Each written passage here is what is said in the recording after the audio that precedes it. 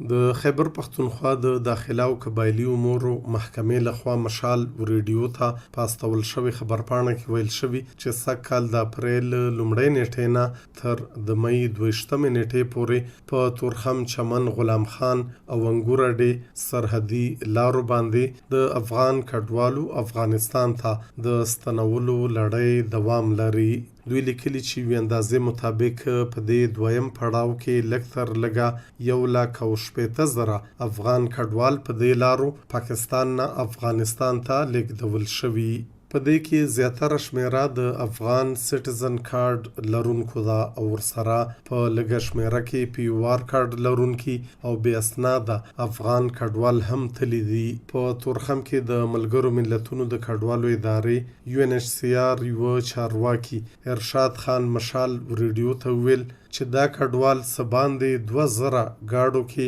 لیږدول شوي دي او په دې کې یوازې 200 گاډو کې موجودو کورنیو ته د UNHCR لخوا د قوانینو لاندې مرسته ورکړل شوې ده. اوس چې شروع شوی دی د 1 اپریل نه شروع شوی دی او دې کې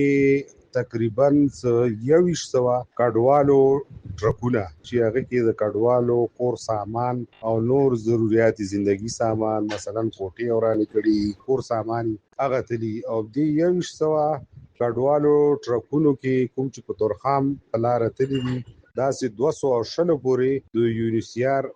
تعاون سره تلی. د پاکستان وفاقي حکومت لخوا د غیر قانوني غیر ملکی وګړو لدې ملکه د وستو پلان لاندې افغان سټیزن کارت لرونکو ته سکال د مارچ 11 نیټې مهلت ورکړل شوی او پیوار کارت لرونکو ته د جون 13 نیټې مهلت ورکړل شوی. حکومتي چارواکي ویلي چې د جون 13 نیټې نه پس به د افغان کډوالو هر ډول کارډونو حیثیت ختم شي او افغان وګړي به هم غیر ملکی تصور کیږي او لدې نیټې نه پس به یوازې په پاسپورت او ویزا باندې په پاکستان کې پاتې کېدی شي. د پاکستان سند پنجاب کشمیر او ګلګت بلتستان نه د افغان کډوالو د وستلو عمل روان دی خو بیا په خیبر پښتونخوا کې تر اوسه پولیسو افغان کډوالو ته د وټو په لړ کې سندي ویلي. په پیښور کې میشت ځنې افغان کډوالو مشال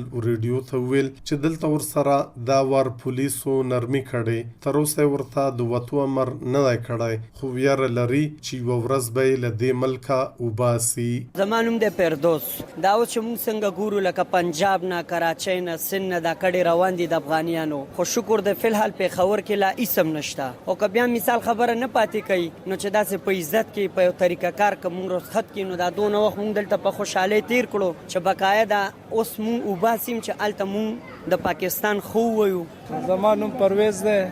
ولاړه کوم دغه ویرشته خلک ویننه مباچ او سبا مباچ بس په دغه یاره باندې ولا غواړو دغه چې دلته پاتې شو ته زموږ بچپن دلته شوی دی هم دلته وړه راغټ شوی وو. د پاکستان وفاقي حکومت وایي چې په دې ملک کې خواوشه 8 لکه افغان کډوالو ته افغان سټیزن کارت جاری شوی وو چې په دې کې سباندې 1.5 لک کسان افغانستان ته اوختي دي. همدارنګ خواوشه 14 لکه پکې بیا په پیوار کارت باندې ژوند کا او په زرګونه شمیره کې پکې بیا بې اسناده افغان کډوال هم شتون لري. د پاکستان حکومت ویلي چې د غیر قانوني غیر ملکی وګړو له دې ملکه ویستل د ملي امنیت لپاره مهم دي. فرهاد شینواری مشال ریډیو خیبر.